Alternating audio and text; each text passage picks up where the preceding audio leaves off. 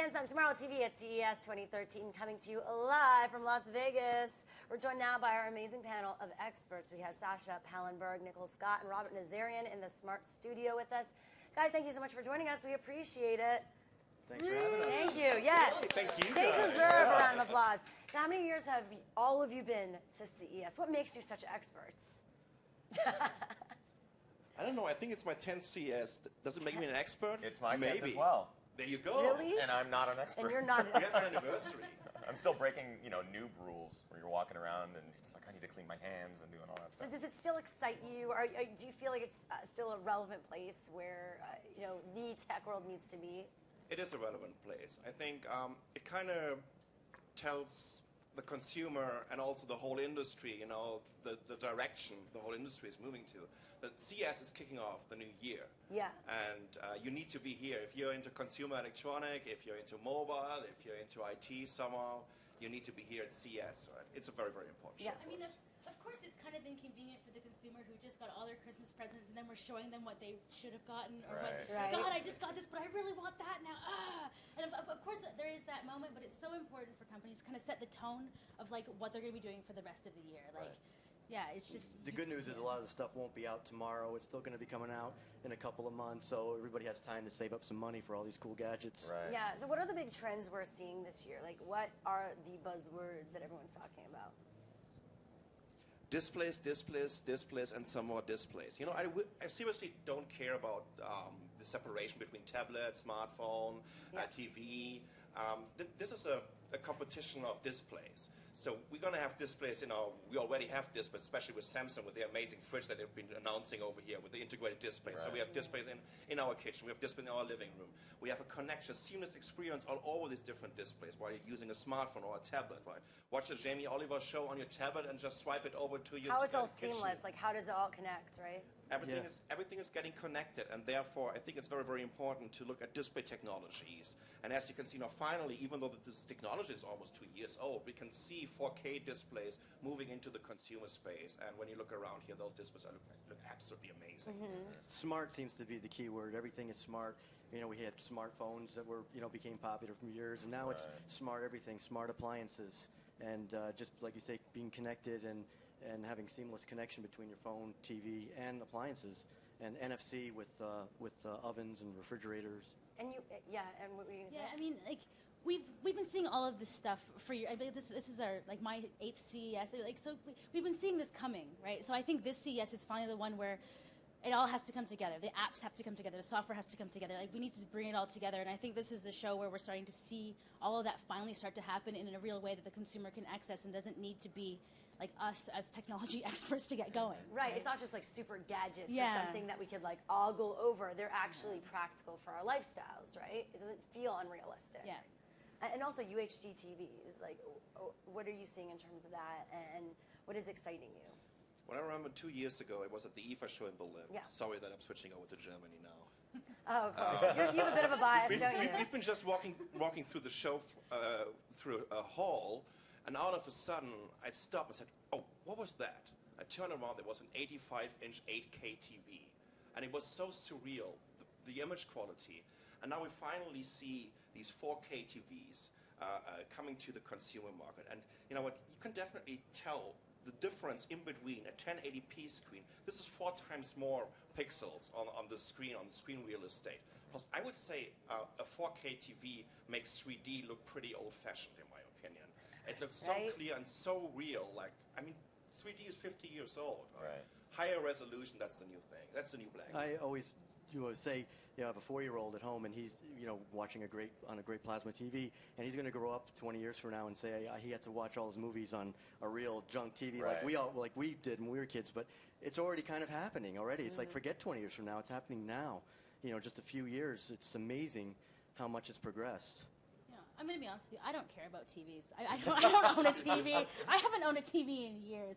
I mean, like, I watch everything on my laptop. So, I mean, HD displays in my laptop, super high resolution displays in my laptop. That's what I'm. You're more the excited on-the-go type. I'm more the on-the-go type, exactly. Like I haven't owned a TV in a very long time. Plus, you can get 1080p now on your smartphone, right? Yeah. You got 1080p on exactly. a 5-inch smartphone. That's, by the way, each and every flagship smartphone that comes to the market this year will have a 5-inch display, besides Apple, of course, will have a 5-inch display and a 1080p screen. So that's a huge trend And for much the mobile cheaper market. than somebody's $12,000 TV set. Exactly. Absolutely. That's the big thing is the price Yeah. and bringing it to a chance for the consumer to actually buy these TVs. They're gorgeous, but 12,000 is a lot. How's this changing the way, I guess, content creators are approaching what they're creating because they need to work in conjunction with the technology? It's going to be a challenge. Yeah. Right? I mean, we have the platform, we have the distribution channel, but where's the content? We've had this problem when 3D TVs came to the market, right? We're going to face the same problems right now with 4K TVs. And therefore, right now, I'm also not one of these TV watchers. I would love to have one on my desk as a computer screen. That would be absolutely amazing. Yeah. Right? So content needs to be produced. That also is a challenge for the camera market. Right? We need to get affordable cameras. It's a domino effect. Yeah, absolutely.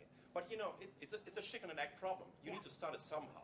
So now finally we have the distribution channel, and I'm pretty sure that the industry will move very, very quickly into this direction. We will see affordable 4K cameras very, very soon. They're already out there, right? You can get a $2,000 exactly. 4K camera. But still, when they're dropping down below $1,000, this is going to become so mainstream, and especially for us content creators, this is also crucial. Well, one thing's for sure in technology, always starts out high, price comes down. It's never failed. It's a rule that has always been in existence, and everyone yells and screams when they see the prices, but they do come down, and that's just how it works. Yeah. I mean, personally, as content creator, we've made well over 100 videos of all the crazy stuff that we've seen at the show, and we take it into account, right? We like to shoot in 1080p. We like to make sure that everything is crisp. And we're remembering that YouTube is an app that's going to be watched on these big TVs, and we're trying to be conscious. Yeah, Exactly. what do you think When about, we're isn't creating that content, exciting? you know? Like, Ethan's a YouTuber. As someone who's also a content creator on a regular basis, you are dazzled by these cameras, these 4K cameras. You're like, I want that because I know that the future technology is going to be displaying it. So, Yeah. I guess my question for you guys is, going around this conference, I like to be dazzled. I like to see the show, right? The spectacle of things. Has there been anything that made you turn around and go 8K television or anything like that? Has there been anything here that's done that for you? You know what? We don't even have time. I don't even have time to look. Really? So what are you guys doing? just You're just writing? I'm just going to each meeting and writing, and you kind of look and you're like, wow, that's cool. I wish I had 2 minutes to stop and look at that. So That's what do gorgeous. you guys do when you're here then? You know what? Like 10 years ago, it was only me. Now I have like 6 people over here on the show. Yes. floor. Yeah, I'm only And me, 10 so- years ago, I could go to the okay. parties, right? I could just walk around through the halls and could just stumble upon new companies, even all the smaller ones. Yeah. Now it's just a very, very tight schedule. Like you need to go to meeting A, then you need to go to meeting B, and then somehow you also need to create your video. You need to tell your other guys in the back end to make a story out of this. How you even get So to it's places on time is, last year I was late to everything. Actually, this year I've been on time for I everything. don't know how we're doing this, but It's- it's amazing how good we are. Well, I guys don't know relate to about you, this. but I don't know. I was scheduled for show floor yesterday, so I had the time to walk around and take a look. Was there anything? that... You know what? To be honest, I'm gonna pick an accessory as something that I thought was really kind of Sure. cool, right? Just because it was this really cool. I was called the IO accessory, an IO stand. So it was this stainless steel ball with a big magnet on it, and I just kind of thought, like, you know what? This is something that I've been looking for a long time because I have a lot of gadgets. We have, every new gadget that comes out, and I never have a good way. So every new gadget that I have, I need to buy a custom this or a custom that. And just to find that the accessories are kind of going towards this generic kind of moment where you can just keep a really good accessory and not worry about Standards. Exactly, to start seeing these kinds of standards emerge. So that to me was kind of a moment, and of course lots of really cool augmented reality stuff. There was a Sesame Street thing where I was just like, I wish I had that. Oh, really? I would probably be a What was way it? better What was speller. They actually, it's for kids where they're looking to find words in the house. So with their phone, That's they super go say cool. they showed it with like milk. If you- Yeah. Milk and he pointed it cereal. to the cereal by mistake, and it said no, that's cereal. That is and then you find milk, so it I teaches think I him could use that. to read. Yeah, and I have a 4-year-old, so he's gonna be Ethan is running around the always house learning. soon doing that, looking. You for want to be a boxes kid in and the stuff. 21st century, I tell you that. Yeah. We're creating the next generation Yeah. of geeks with this. And I forgot about I had a wow moment yesterday. Okay. Actually, I had a moment where the guy who was doing the demo was just like, yeah, you're that excited. I'm like, wow, oh my God. So it was 7.1 surround sound on chip into headphones, right? So when you had the headphones on, I had to take them off, and I was like, hold on, is it really just here in the headphones? Wow, it was that euphoric. But the look on the It was guy like giving that the shampoo demos, commercial. We were like, yes, What's going on yes. with her? No, but he was honestly like, the look on his face just. He was so proud. He was so proud of this Yeah. moment, and to be honest, I've seen it years ago, right? Like but to see it finally for the consumer into the market this year, that is something that I'm like, thank you, right? Finally, Yeah. So And that this is actually a trend for the mobile industry. Okay. Yeah, I wanted this to talk year. a bit about mobile Yeah. and Android and everything, and what you're seeing. We've been kind of neglecting audio and sound, right? There are no ghetto blasters that like in the 70s anymore, right? Right. People are using these terrible mobile speakers, right? And the sound is just absolutely terrible. I remember I saw it like 2 years ago already in an R&D lab at Qualcomm in San Diego. They've had a 7.1 surround speaker system in a smartphone, and they put it in the middle of the table and switched on a wave sample of a rainfall. And I was like, okay, so where are the hidden speakers here? No And this was in a way. phone. So this is going to happen.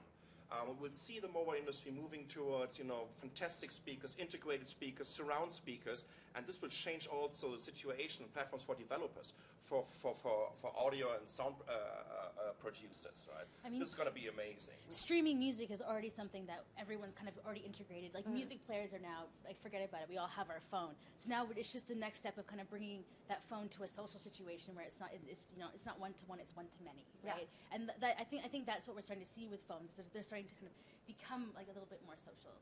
So The other it's thing amazing. too is cameras. Cameras have really progressed in the last couple of years, and you want to get to a point for a lot of people to be able to just carry around one camera.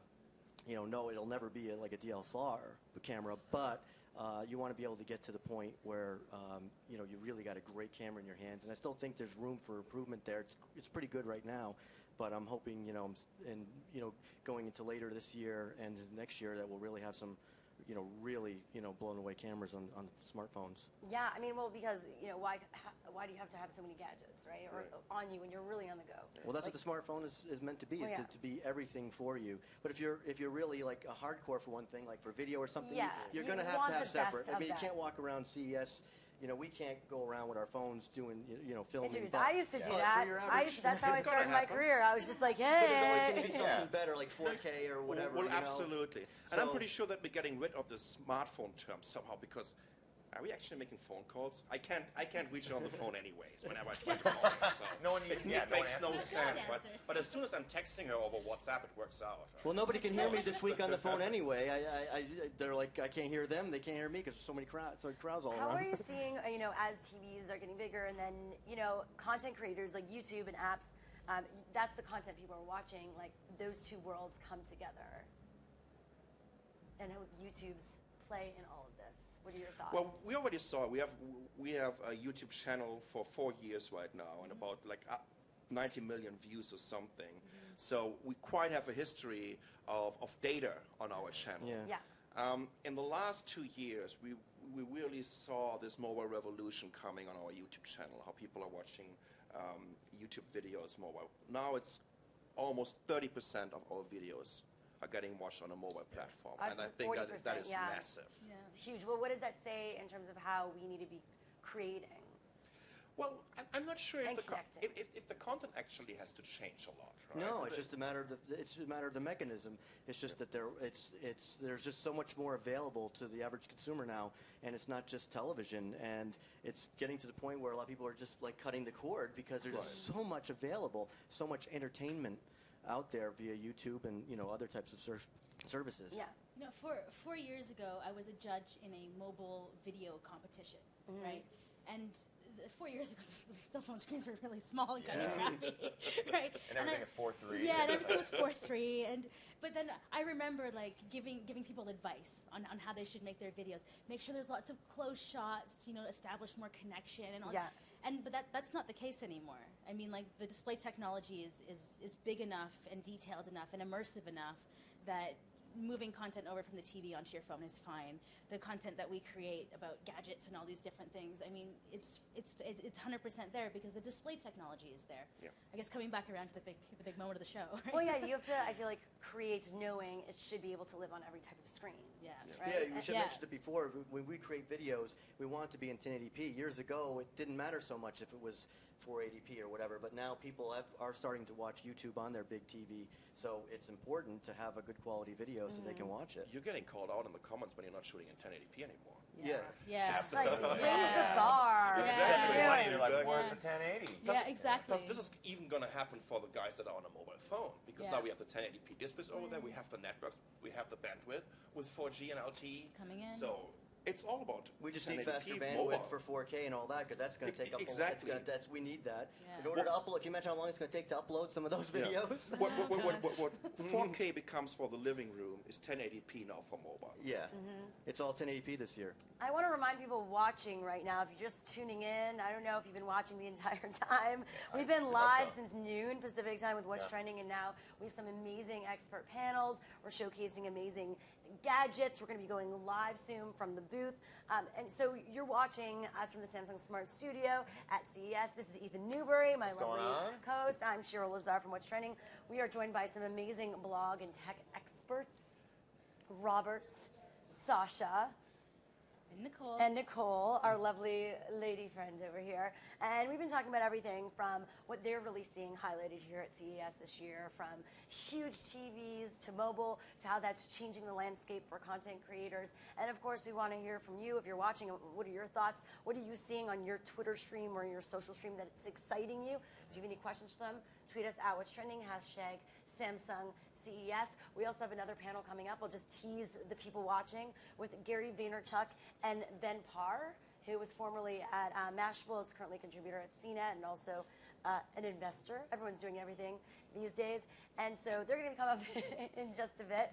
And then, of course, Mark McCluskey from Wired will also be here later in our lounge, which is next door, which I know you're going to infiltrate. Very nice lounge. I'm going to run over there. It's going to be great. Yeah, it's I want to really talk about future tech with you guys. So the great thing about CES is that every year you see kind of what's coming out in that year or the next couple of years. What are your opinions, or what do you want to see in coming years? Maybe you're not seeing it here this year, or maybe there's technology like, man, I just wish I wish we would get to this point in the coming years. Like, what would you like to see at CES 2014, I guess? We're a little bit spoiled. Both of us, we live in Taiwan, so... we both live in Taiwan. So let me ask, what's going to come out in CES 2014? That's the question. So it's kind of cool living in Asia because, you know, you have access to all these R&D labs, and I've been in this industry for 12 years now. So you have your network over there, and you can often see stuff that comes out maybe in 4 or 5 years. Crazy. So for example, wearable technology. Yeah. Sorry. Go ahead. I kind of broke the story of the Google Watch. Because I've had a lunch with Tim Stevens from Engadget doing CEATech in Tokyo, and I told him, hey, you know what? You can't write about this right now, but there will be a Google Watch. So what he did basically, And he wrote about it? Yeah. Well, no. Credit you? They've been just searching through the database of the U.S. Patent Office, and they found a patent for a Google 5 You watch. ticked them So off, that's fine. but you That's ticked fine. No, them that's off. fine. Totally fine with me. So we would see a bunch of wearable computing. Google has a huge R&D lab for wearable computing. Each and every huge manufacturer, whether it's Intel or Apple or whatever, they're setting up, and I'm pretty sure that Samsung has the same, right? But what I like, especially what we saw during the device keynote today, we saw this kind of flexible display. The first time we saw the flexible display was in Japan at the FTP show about 3 years ago. So this just tells you a little bit about these life cycles and how long it takes to finally bring it into a product. Right? Last year, we've had this transparent display over here at the Samsung booth. And I totally love this technology because it's going to turn every window into a display. And sooner or later, every surface is going to become a display. You won't even need curtains. You'll just have No, exactly. blackout, which they already have, but it's at like hotels or commercial places. What this is going to do to shopping windows, for example, right? Or to your mirrors in your bathroom, it could be everywhere. Display technology in general is the most exciting one for me. Plus, on top of it, it will be all about sensors. we're getting more and more sensors into our devices. So our device is becoming That's actually going to be very mine. good. Hold on. Okay. Oh, wait, you can't stealing everyone's You can't. thunder. Transition. You can't. So You can't take transition them all. into Transition. sensors. You can't take So them tell us all. more about sensors. So my thing about sensors is we're starting to see it this year with Tobii and their eye gazing. So that's definitely something that we're starting to see these moments. And Intel has their perceptual computing SDK where they're using a camera to so you can use gesture control or gyroscopes or all of these things. So this is the year where developers are going to start to engage that and get really excited about that. So next year, I want to see these types of technologies already integrated into the hardware, so it's not a peripheral device. And the thing that really excites me about it is that you're not replacing your mouse. You're not replacing. It's an additional way that you can engage the technology, and kind of adding this layer in, I think, is when things are going to start to get exciting. So that when we're using our computer and we look at where we want to point, and then we blink or we hit the space bar to instead of clicking, it's just an additional layer. It's not replacing the mouse, right? It's not replacing the touch screen. It's just adding in more value. So I think that to me is what I want to see in 2014. I think you mentioned the flexible displays. That's going to be huge, and that's going to be something that's going to grow to to many years. And I think also the glasses as well, wearable glasses. I think that's going to be also. It's going to be interesting to see how consumers adopt that. But I think also home automation is a big thing right now, and it's been around for many years, but it's been complicated, and you're lucky if 1% of the population really has home automation now. And now we're seeing things that make it more affordable for people and easy to set up. And we're seeing some pretty cool products out there that's going to make that easy for everybody. And there's other services now where they're charging monthly rates and stuff, but it's got to become a situation where it's more affordable and just easy to set up. And I think we're heading towards that into next year. That's really exciting. So home automation, tell me the things within home automation that people should be looking out for. Well, it's basically all the appliances and being able to control them, controlling lights, being able to set all kinds of different situations in your phone, or in your home with themes, with lighting, and your thermostats, and being able to just set things and door locks. Being able to make sure, say, your door is locked every night at 11 o'clock in case you forget or whatever, and all your lights are turned off. It's just being able to set your oven to preheat when you're on your way home. Things like that, all convenience things. Because we're all fast-paced now, and we need to be able to be more efficient. And that's going to help everybody. Definitely. My dream for home automation. I love music, so I want tablet surfaces everywhere that show pictures and videos, and I kind of want to see these those Raspberry Pi, those tiny little arm sticks. I kind of want to see somebody do something really cool with that, and then I can just kind of plug in all of these different things all around my house and kind of create, I don't know, some pimp pad of awesome something or other. I don't even know yet. I just soon, want by the them to way, make you'll be it. able to print out. You'll be like, I'm in the mood for this type of chair now in my home, and I'm going to print it out myself. Right? 3D printing, which is also huge. It's quite interesting. We're not talking about software at all here, right? We're talking about hardware. And there's a good reason for this, because hardware keeps us exciting, right? Software is just this, somehow we have to use it, right? And there needs to be an operating system for it. But what really keeps us going, right, is hardware. And without hardware, there won't be any software. And I totally agree with Nicole that we are going to see a huge momentum of this kind of new crowd of engineers, the little MacGyvers that are hidden somewhere in the basement, now having a chance to come to the surface and to the daylight with platforms like Kickstarter or Indiegogo. Right? When you're looking at these platforms, so what is record-breaking funding creating? These are all hardware platforms. There's never software. There's never I want to do. Which also leaves it open for people for software. I mean, it is open. Yeah, it is open. You can do whatever, but it's always hardware that's breaking the news. And this very affordable little mainboard that Nicole just mentioned, a Raspberry Pi, is $29. With $29, I have a platform for maybe creating my little home robot, or a set-top box, or maybe an in-car computer, or whatever. It's just you're just getting limited by your imagination or your engineering abilities or capabilities. So this is just happening right now. There are many boards, especially coming out of mainland China, also from Korea, and this is going to bring up this whole new breed of hardware devices, very, very affordable devices, because all these guys can now finally afford it. plus what you just mentioned before, Shira, with your 3D printing. Yeah. They can buy a $700 3D printer right now and can do prototyping. It's awesome, yeah. You know, I did prototype cases like 10 years ago, and they cost like $5,000. Now they can do this for 50, right? And that's amazing. Well, I want to thank all our expert tech bloggers for all that future insight today. Awesome dialogue. Yeah, that was really Thank you, cool. Sascha, Nicole, and Robert. Look We at very much that. appreciate you guys stopping by. Don't go too far. We'll be right back after this. I couldn't stop, couldn't I?